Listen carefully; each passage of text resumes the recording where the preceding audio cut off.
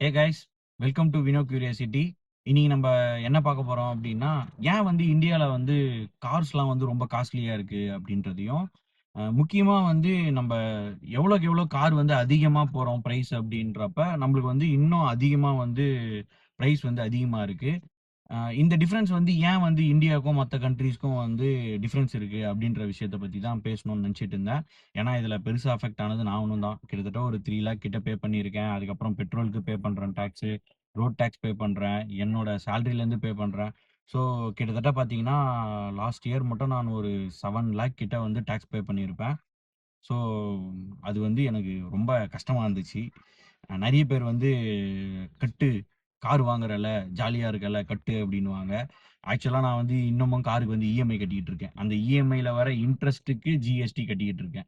So, கன்டினியூஸா கட்டிட்டு இருக்கேன். அது வந்து மனசு கொஞ்சம் வருத்தமா தான் இருக்கு. அதுக்கேத்த பெனிஃபிட் வந்து நம்மளுக்கு கிடைக்கும்போது பெட்டரா இருக்கும். என்னைய பொறுத்தவரைக்கும் இப்ப நம்ம வந்து சேலரில வந்து நம்ம நெறைய டாக்ஸ் கட்டுறோம் அப்படின்றப்ப, கவர்மெண்ட் வந்து நம்ம இந்த மாதிரி வந்து காரு, இந்த மாதிரி எதனா ஒரு திங்ஸ் வாங்குறோம் அப்படின்னா, இயருக்கு வந்து அவங்களுக்கு இவ்வளோ சலுகை அப்படின்ற மாரி தரலாம்.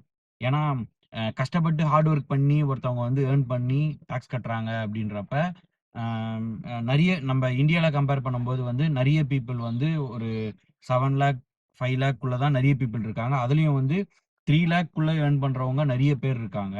ஸோ, இப்ப அதுலருந்து விடுபட்டு நெக்ஸ்ட் ஜெனரேஷன் நம்ம வந்து வரோம் அப்படின்றப்ப, இப்ப நம்ம அப்பா, அம்மா எல்லாமே வந்து ரொம்ப கஷ்டப்பட்டுட்டு இருந்தாங்க. அதுக்கு முன்னாடி இருந்தவங்க ரொம்ப கஷ்டப்பட்டுட்டு இருந்தாங்க. ஸோ, நம்ம அப்பாலாம் ஓரளவுக்கு கொஞ்சம் கஷ்டப்பட்டு ஒரு வீடு இஎம்ஐல வாங்கி எல்லாம் இது பண்ணாங்க. இப்ப நம்ம ஓரளவுக்கு வந்து படிச்சுட்டு நல்ல வேலைக்கு போயிட்டு, நம்ம சம்பாரிச்சு இப்ப நம்ம ஒரு கார் வாங்குறோம். இன்னொரு வீடு கட்டுறோம் அப்படின்றப்ப, கொஞ்சம் கொஞ்சமா தான் நம்மளும் வந்து டெவலப் ஆறோம். இந்த டெவலப்பிங்க வந்து தடுக்கிற மாதிரி வந்து டாக்ஸஸ் வந்து அதிகமா இருக்கா மாரி ஃபீல் ஆகுது. இது நான் கார் வாங்குனப்ப என்ன வந்து ரொம்ப அஃபெக்ட் பண்ணுச்சு. ஒரு கட்டத்தில எப்படி இருந்துச்சுன்னா, நான் இப்ப வந்து ஒரு 1.2 லேக் கிட்ட வந்து நான் வந்து இன்ட்ரெஸ்ட் கட்டுறேன் அப்படின்னா, கவர்மெண்ட்க்கு வந்து அந்த டைம்ல வந்து நான் வந்து டாக்ஸும் கட்டுறேன். இப்ப நான் வந்து ஃபுல் பேமெண்ட் குடுத்து வாங்கும்போது, கவர்மெண்ட் வந்து டாக்ஸ் கேட்டா கூட பரவால்ல. நான் ஆல்ரெடி வந்து என் மந்த்லி சேலரில கொஞ்சம் கொஞ்சமா புடிச்சு தான் வந்து நான் டாக்ஸ் கட்டுறேன். இது இல்லாம எனக்கு சேலரிலயும் டாக்ஸ் புடிக்கிறாங்க. இங்கேயும் நான் இஎம்ஐ கட்டுறேன். இதுக்கு முன்னாடியே நான் டாக்ஸும் கட்டிட்டேன். இப்ப நான் பெட்ரோல் எது போட்டாலுமே டாக்ஸ் கட்டுறேன். எந்த பொருள் வாங்குனாலும் ஜிஎஸ்டி கட்டுறேன்றப்ப, எல்லாமே வந்து நம்ம தல மேல தான் விழுற மாரி இருக்கு. ஸோ டோட்டலாவே பார்த்தோம் அப்டின்னா, அரவுண்ட் ஒரு 12 மந்த்ஸ்ல வந்து நம்ப வந்து ஒரு 7 மந்த்ஸ் தான் வந்து நம்மளுக்காக வேலை செய்ற மாரி இருக்கு. மீதி இருக்க ஒரு 6 மந்த் வந்து நம்ப கவர்ன்மென்ட்காக வேலை பார்க்குற மாதிரி இருக்கு. ஸோ 8, 9, 10, 11, 12 கரெக்ட்டா 5 மந்த்ஸ் சாரி. 5 மந்த்ஸ் வந்து நான் கொஞ்சம் மேத்ஸ்ல வீக்கு. 5 மந்த்ஸ் வந்து நம்ப கவர்ன்மென்ட்க்கு வேலை பார்க்குற மாதிரி இருக்கு. இது எப்படி இருக்குன்னா, லிட்டரலா வந்து ஒரு மந்த்ல வந்து நான் வந்து 23 நாள், 22 நாள் வந்து வேலைக்கு போறேன் அப்படின்னா, அதுல வந்து ஒரு 6, 7 நாள் வந்து கவர்ன்மென்ட்காக வேலை செய்யணும் அப்படின்ற மாரி இருக்கு.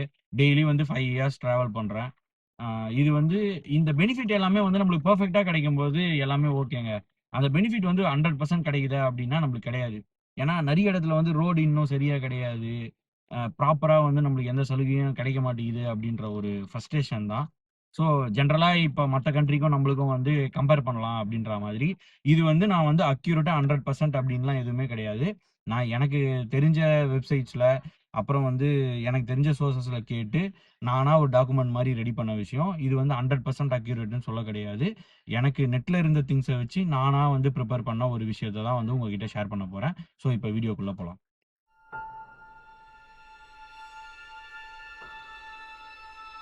ஸோ, இப்ப இந்த இந்த வீடியோல வந்து நம்ப வந்து எல்லா கண்ட்ரியும் கம்பேர் கம்பேர் பண்ண முடியாது.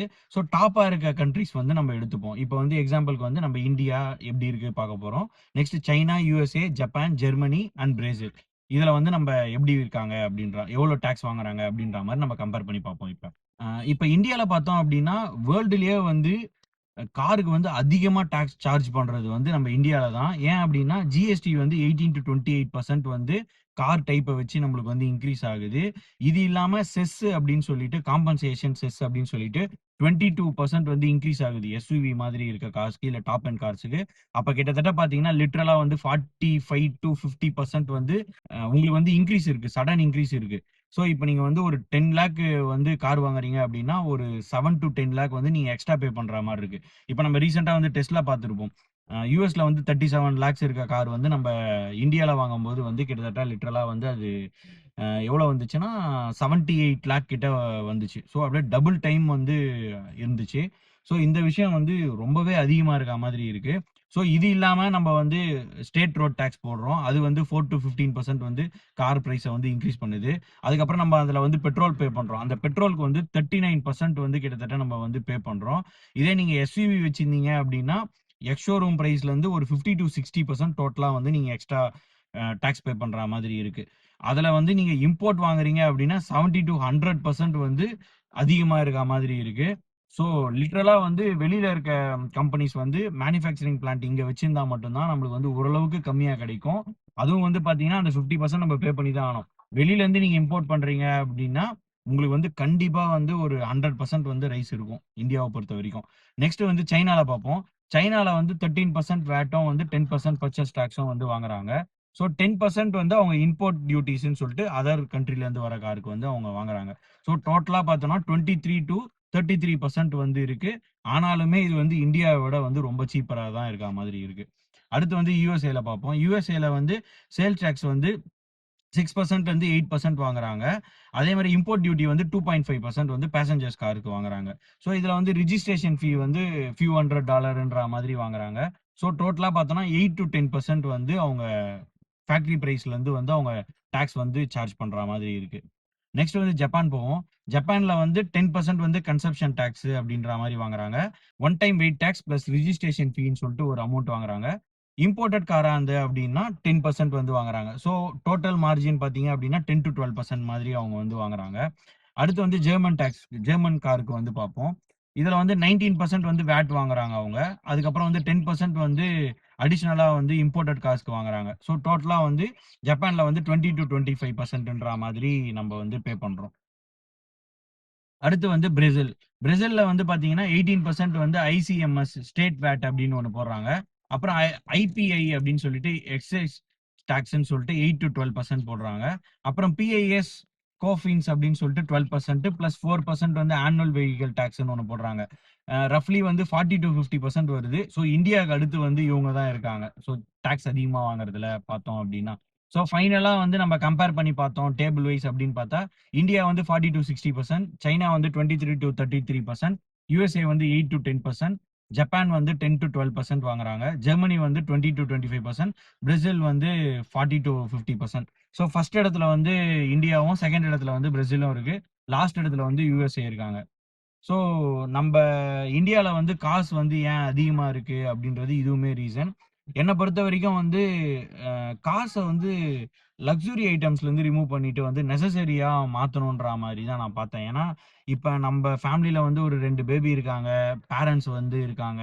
நம்ப வந்து ஹஸ்பண்ட் அண்ட் ஒய்ஃபா வெளியில போனோம் அப்படின்றப்ப, ஒரு 5-6 மெம்பர்ஸ் போறோம் அப்படின்னா, நம்பளுக்கு வந்து பைக்ல முடியாது. ஸோ கண்டிப்பா வந்து காருன்றது வந்து இப்ப நெசசரி மாரி தான் இருக்கு. ஸோ இந்த கார்ல இருக்க டாக்ஸ வந்து கொஞ்சம் கம்மி பண்ணாங்க அப்டின்னா, இன்னுமே பெட்டரா இருக்கும். ஸோ இத பத்தி ஒரு வீடியோ போடணும்னு நான் ரொம்ப நாளா வந்து யோசிச்சுட்டு இருந்தேன். ஏன்னா ரொம்ப அஃபெக்ட் ஆயிருக்கேன் நானு. என்ன திட்டினா கூட திட்டுங்க. கார் விஷயத்துல டாக்ஸ் வந்து எனக்கு இவ்ளோ காசு கட்டுனது வந்து ரொம்ப வந்து அபத்தமா தான் இருந்துச்சு. ஸோ அ நீங்க எவ்ளோ டாக்ஸ் கட்டியிருக்கீங்கன்றதையுமே வந்து கீழ போடுங்க. இந்த டாக்ஸால சஃபர் யாருன்னா வேற எதனா ஆயிருந்தீங்க அப்டின்னாலுமே, அதையுமே வந்து கமெண்ட்ஸ்ல போடுங்க. ஸோ நெக்ஸ்ட் வீடியோல பார்ப்போம். அதுக்கு முன்னாடி ஒரு விஷயம் சொல்ல மறந்துட்டேன். இன்சூரன்ஸ்ல வந்து ஜிஎஸ்டி வாங்குறாங்க, டாக்ஸ் போடுறாங்க. அதுக்கப்புறம் வந்து நம்ப சர்வீஸ் பண்றோம் அப்டின்றப்ப, சர்வீஸ்க்கு வந்து பார்ட்ஸ்க்கு தனியா போடுறாங்க. லேபருக்கு வாங்குறதுக்கு தனியா போடுறாங்க. ஸோ டோட்டலா நீங்க ஒரு கார வந்து இந்தியால வச்சிருக்கீங்க அப்டின்னா, அதோட டாக்ஸ் மட்டும் அந்த வாழ்நாள்ல வந்து எவ்ளோ பே பண்றீங்கன்றது வந்து ரொம்பவே அதிகமா இருக்கு. ஸோ பாதிக்கப்பட்டவங்க கமெண்ட்ஸ்ல போடுங்க, லைக் பண்ணுங்க, சப்ஸ்கிரைப் பண்ணுங்க. Thank you. அடுத்த வீடியோல பார்ப்போம். C you.